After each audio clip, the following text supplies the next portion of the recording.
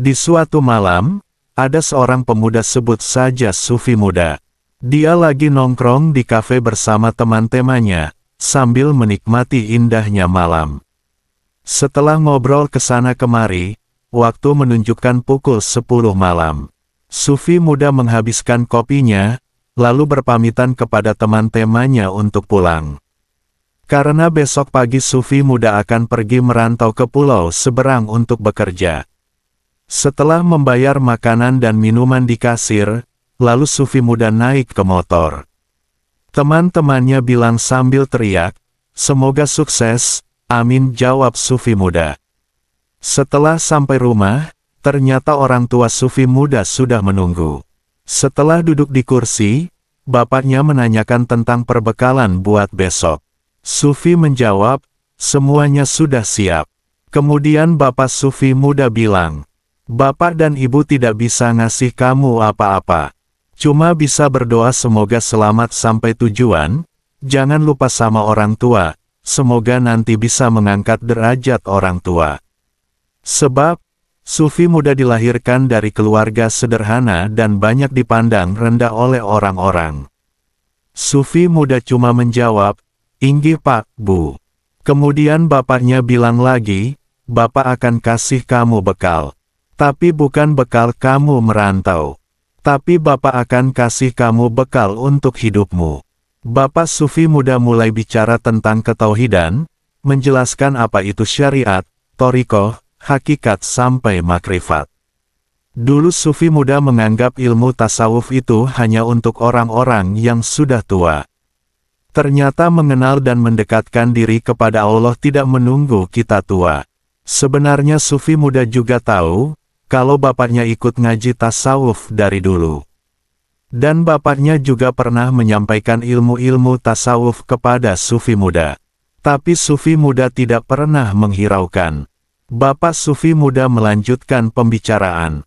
"Selama kita masih diberi kesempatan hidup di dunia yang sebentar ini, gunakanlah waktu ini sebaik-baiknya. Kematian tidak menunggu kita tua, kematian bisa datang kapan saja dan di mana saja. Alangkah ruginya orang-orang yang selama hidupnya tidak dipergunakan untuk ibadah dan mendekatkan diri kepada Allah." Kemudian Bapak Sufi muda menyuruh Sufi muda untuk berzikir, "Ingatlah Allah di dalam hatimu, dalam keadaan dan kondisi apapun. Sebutlah Allah di hatimu terus-menerus. Dan jangan menuruti nafsu duniawi, atau hal-hal yang bisa menjauhkan dirimu kepada Allah." Sufi muda lalu mulai mencoba belajar berzikir, menyebut Allah di dalam hatinya, walaupun masih belum bisa terus-menerus karena belum bisa fokus. Karena pikirannya masih melayang-layang memikirkan dunia. Bapak Sufi muda bilang, "Jangan terlalu tergesa-gesa, kamu harus tenang, dan kamu harus fokus. Kalau hati dan pikiranmu tidak tenang, akan mudah lalai." Setelah ngobrol lama, Bapak Sufi muda bertanya, "Apa kamu sudah sholat Isya?" "Belum," jawab Sufi muda. "Soalnya tadi berangkat ke kafe setelah sholat maghrib, dan baru pulang sekarang." Biasanya, sebelum bulan puasa, Sufi muda jarang banget sholat. Bapak Sufi muda meneruskan pembicaraan. "Kalau kamu sholat, usahakan kamu harus menghadap Allah. Jangan menghadap masalah-masalah duniawi. Dimulai dari niat, niat harus benar-benar karena Allah, bukan mengharap apa-apa. Dari takbir sampai salam, usahakan hatimu harus terhubung atau nyambung kepada Allah. Pikiran jangan sampai melayang-layang atau memikirkan apa-apa. Sebutlah Allah di hatimu dan kamu rasakan rasa yang ada di dalam hatimu." Memang tidak mudah seperti membalikkan tangan. Namanya masih belajar, kamu harus tetap berusaha. Mumpung Gusti Allah masih ngasih kamu kesempatan di dunia ini. "Wah, susah banget ini," pikir Sufi muda. Sufi muda lalu berwudu, setelah berwudu dia menuju tempat sholat. Sebelum sholat, Sufi muda menjaga hatinya agar terus berzikir. Agar pas saat sholat tidak banyak lalainya. Saat memulai takbir, hati dan seluruh tubuh Sufi muda tiba-tiba bergetar, Hati ingin menjerit, badan lemas ingin roboh, rasa tangis tak bisa dibendung. Dia ingat banyak dosa-dosa yang telah ia lakukan selama ini. Dosa yang sangat besar, seolah-olah dia tidak sanggup menanggungnya. Tapi sufi muda menahan itu semua, dan tetap melanjutkan sholat sampai selesai. Sholat dalam keadaan hati yang kacau, dia masih berusaha tetap menjaga hatinya menyambung kepada Allah, walaupun masih putus-putus. Setelah selesai sholat, lalu dia keluar dan kembali duduk di kursi. Menangis sambil beristighfar sebanyak-banyaknya. Kemudian bapak sufi muda bilang, bapak dan ibu dulu juga begitu. Lalu ibu sufi muda juga menyahut, ibu dulu malah sholat belum sampai selesai. Saking tidak kuatnya, tadi bapak ke rumah guru mursyid bapak, dan menceritakan tentang kamu. Guru mursyid bilang, katanya boleh mengajak kamu belajar tasawuf, mendekatkan diri kepada Allah, membersihkan hati, menata laku biar tetap di jalan yang lurus. Nanti kalau kamu sudah pulang dari merantau, kamu bisa sowan ke rumah guru mursyid. Besok, kalau kamu bekerja, bekerjalah dengan sungguh-sungguh, kerja diniatkan ibadah kepada Allah. Apapun hal-hal duniawi cuma diletakkan di tangan saja. Jangan sampai masuk ke dalam hatimu. Karena di hati cukup diisi Allah. Jangan sampai cinta dunia, karena dunia ini fana. Cintailah Allah, maka Allah akan mencintaimu juga. Setelah pembicaraan selesai, sufi muda pamit untuk tidur dulu, karena sudah larut malam. Sebelum tidur, sufi muda bersyahadat dulu, lalu membaca doa, diteruskan zikir sampai tidur. Setelah bangun tidur, keluarga sufi muda sudah menunggu untuk sahur bareng. Memang hari ini adalah bulan Ramadan. Ibu sufi bilang, walaupun kamu masih ngantuk, kamu harus sahur dan berpuasa. Walaupun nanti jarak ke pulau seberang sangat jauh, nanti kan naik pesawat, jadi kamu bisa tetap berpuasa. Puasa tidak hanya menahan lapar dan haus, tetapi juga harus menahan nafsu.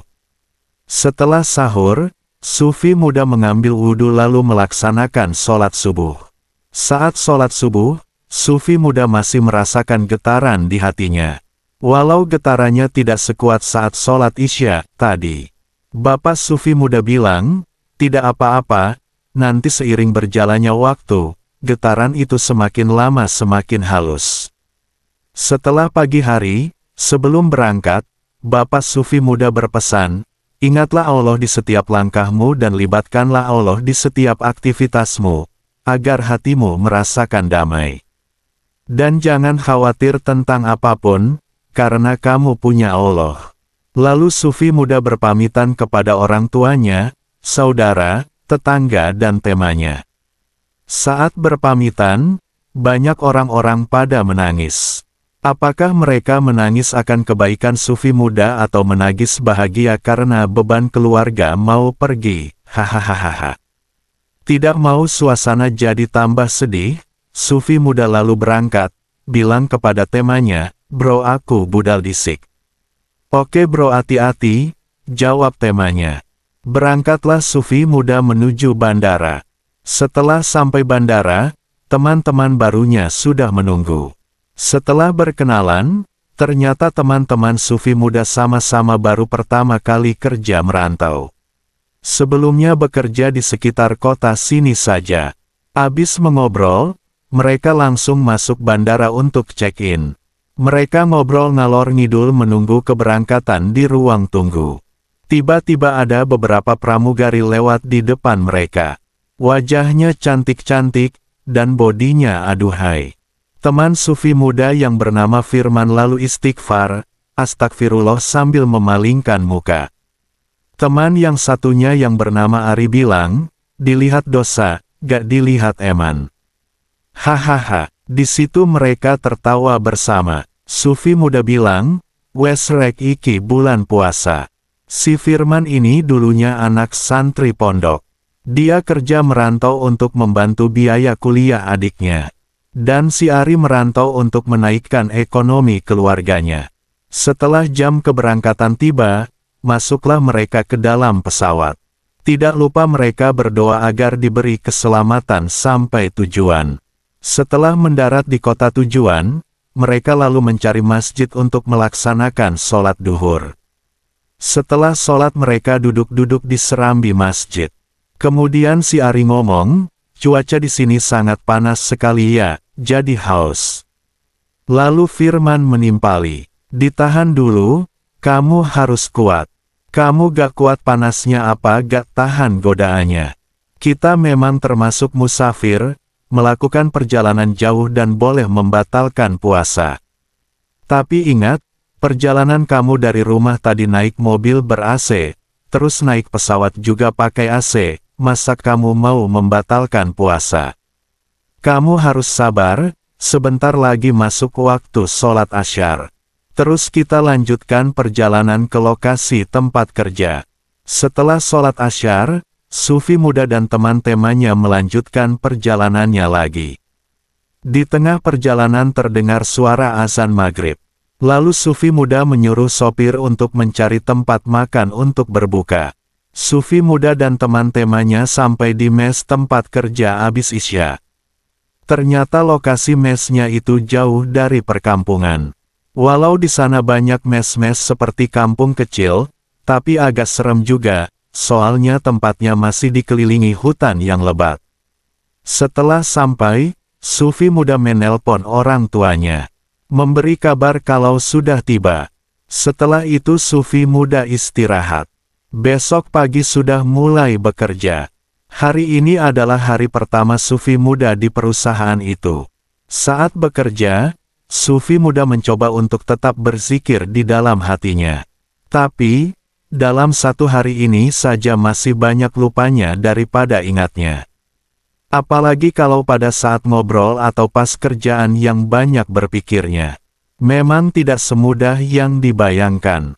Tapi Sufi muda berusaha untuk tetap ingat Allah dalam kondisi apapun. Seminggu pun berlalu, hari ini adalah hari raya Idul Fitri. Di sini banyak orang-orang yang tidak bisa mudik. Tapi, ini pertama kalinya bagi Sufi muda dan teman-temannya tidak bisa berkumpul bersama keluarga di hari raya ini. Setelah sholat, waktunya halal bihalal sesama karyawan. Setelah itu Sufi muda menelpon orang tuanya. Sufi muda menangis, ingat kesalahan dan dosa kepada orang tua. Kedua orang tuanya mungkin heran, baru pertama kali ini Sufi muda menangis saat meminta maaf kepada orang tuanya.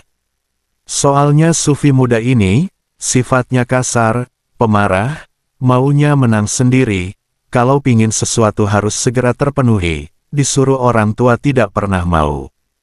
Apalagi kepada ibunya, Sufi muda sering marah-marah bahkan berani membentak ibunya.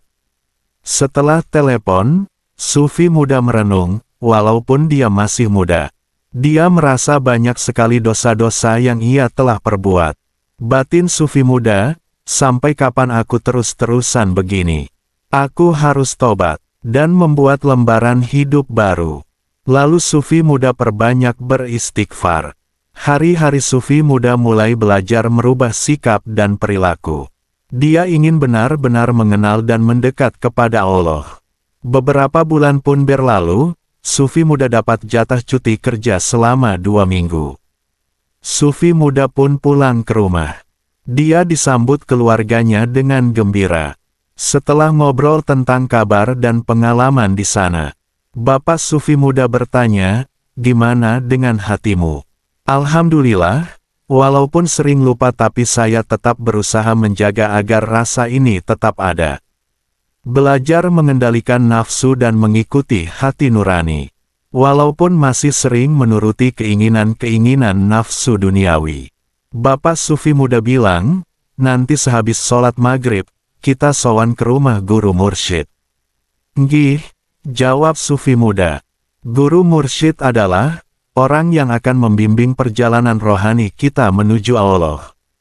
Guru mursyid juga termasuk kekasih Allah, orang yang sudah tersingkapnya tabir atau hijab kepada Allah. Orang yang sudah bersih hatinya. Guru mursyid sudah tidak lagi mementingkan dunia ini. Sufi muda cuma mengangguk. Setelah sholat maghrib, Sufi muda dan orang tuanya pergi sowan ke rumah guru mursyid. Ibu Sufi muda bilang, tetap jaga Allah di hatimu. Kalau di sana nanti jangan berpikir macam-macam. Setelah sampai di sana, guru mursyid sedang menonton televisi. Lalu guru mursyid mematikan TV-nya, dan menyambut kita di ruang tamu. Dalam batin Sufi muda, kok guru mursyid masih menonton televisi? Katanya guru mursyid itu sudah tidak mementingkan duniawi. Kukira orang yang dekat dengan Allah itu kerjaannya cuma zikir dan wiridan saja. Tapi Sufi muda mencoba menghilangkan pikiran-pikiran yang buruk itu. Sufi muda diam dan menyebut Allah di hatinya sebisanya. Karena hatinya sudah gak karu-karuan. Setelah duduk, Bapak bilang kepada guru mursyid, "Ini anak saya yang kerja merantau. Sekarang lagi libur cuti kerja." Guru mursyid bertanya, "Datang kapan?" "Tadi siang," jawab Bapak Sufi muda. Guru mursyid menjawab, "Iya, iya," sambil menyeruput kopi, lalu menyebut Allah dengan nada panjang. Terus guru mursyid bilang, "Ini tadi, saya habis sholat maghrib, terus wiridan. Kok tiba-tiba dikasih rasa ngantuk. Daripada nanti ketiduran, saya bangun dari tempat sholat untuk menonton televisi. Baru saja duduk di depan televisi, sampean sekeluarga sudah datang." Guru mursyid tertawa, dengan nada guton. Di situ Sufi muda menahan rasa malu sekali. Serasa muka dicabik-cabik. Lalu guru mursyid bercerita tentang keadaan di perantauan tempat Sufi muda bekerja. Guru mursyid bertanya, apakah lokasi dan keadaan di sana itu seperti ini dan begini? Sufi muda cuma menjawab, "Nggih," sambil menahan malu dan pikiran gak karu-karuan. Setelah diberi wejangan-wejangan, guru mursyid bilang kepada Bapak Sufi muda, "Anak sampean ajak ikut ngaji rutin di sini selama dia cuti kerja." "Nggih," jawab Bapak Sufi muda. Setelah itu guru mursyid berdoa. Setelah berdoa, kita diajak makan malam bersama. Terus kita boleh pulang. Dalam perjalanan pulang sampai rumah, Sufi muda cuma diam saja. Kemudian ibu Sufi muda bertanya, "Kamu kenapa Le?" "Gak apa-apa Bu," jawab Sufi muda. "Bilang saja gak apa-apa, kok kelihatan gak enak gitu." Sufi muda mulai cerita, Bapak Sufi muda sering bercerita tentang guru mursyid. Dalam pikiran Sufi muda, guru mursyid itu orang yang sudah tidak butuh dunia. Kerjaannya cuma zikir sama wiridan saja, dan tidak melakukan hal-hal yang berhubungan dengan duniawi. Tadi setelah masuk ke rumah guru mursyid, Sufi muda berpikir, kok guru mursyid masih menonton televisi. Makanya pas tadi guru mursyid bilang, begitu, rasanya sangat malu sekali. Bapak Sufi muda cuma tertawa. Lalu ibu Sufi muda bilang, "Tadi sebelum berangkat ibu kan sudah berpesan apa kepadamu?" Ibu Sufi muda dulu juga pernah begitu. Seorang murid itu senang kalau dikasih sesuatu sama guru mursyid. Apa itu makanan, minuman, atau apapun itu. Bahkan kadang-kadang jadi rebutan sesama murid. Dulu pas sowan ke sana, dan kebetulan guru mursyid baru datang dari bepergian. Dalam hati ibu Sufi muda, pasti nanti dikasih oleh-oleh. Tidak lama kemudian, guru mursyid bilang kepada ibu Sufi muda, "Ini saya tadi habis dari Tuban. Waktunya tadi sangat mepet, jadi tidak sempat beli oleh-oleh." Ibu Sufi muda pun merasa malu. Sufi muda mendengar cerita itu juga langsung tertawa. Bapak Sufi muda lalu bilang, "Ini pembelajaran buat kamu. Jangan pernah berprasangka kepada guru mursyid atau siapapun. Apa yang kamu lihat salah menurutmu, belum tentu salah di mata Allah. Begitupun juga yang menurutmu benar, belum tentu juga benar di mata Allah. Soalnya kamu masih harus banyak belajar. untuk menemukan kebenaran yang sejati. Bapak Sufi muda lalu bilang, guru mursyid itu tetap melakukan aktivitas seperti orang pada umumnya. Bukan hanya berdiam diri cuma zikir, terus tidak berbuat apa-apa. Yang membedakan adalah isi hati, sifat dan perilakunya. Semua pelaku tarekat masih melaksanakan sholat, puasa, masih makan dan minum, bekerja, masih nongkrong sama temanya. Kita tetap menjalankan perintah Allah dan menjauhi larangannya. Jika kamu bekerja, atau melakukan suatu hal, membantu sesama, atau apapun itu, jangan pernah diakui kalau itu perbuatanmu. Jangan pernah merasa bisa ini, bisa itu, punya ini, punya itu. Hakikat manusia itu tidak bisa apa-apa, dan tidak punya apa-apa. Jika engkau tahu sejatinya dirimu, maka engkau tahu siapa Tuhanmu. Nggih, jawab Sufi muda. Bapak Sufi muda bilang, sudah segini dulu ilmu atau pelajaran tentang rohani. Kebanyakan ilmu nanti kamu malah tambah pusing. Yang penting, kamu lakukan dulu hal-hal yang disampaikan guru mursyid tadi. Besok, kita mengaji ke rumah guru mursyid. Nggih, jawab Sufi muda.